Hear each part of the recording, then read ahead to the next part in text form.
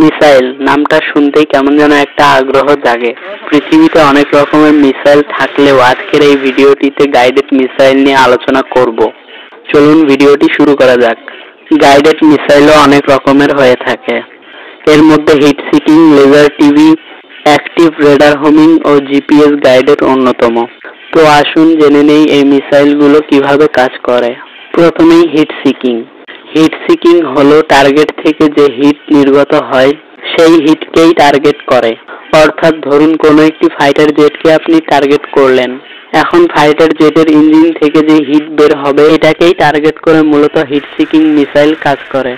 যদিও এটা অনেক পুরনো পদ্ধতি, আর জব এবং ফ্লেটের মাধ্যমে এই মিসাইলকে বোকা বানানো যায়।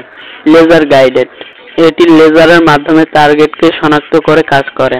টিভি গাইডেড, এই মিসাইলের সামনে একটি ক্যামেরা লাগানো থাকে, এর মাধ্যমে ভিডিও ধারণ করে কন্ট্রোল সেন্টারে পাঠায়, আর ভিডিও দেখে অপারেটর এই মিসাইল নিয়ন্ত্রণ করে, তাই এটাকে রিমোট কন্ট্রোল মিসাইলও বলা হয়।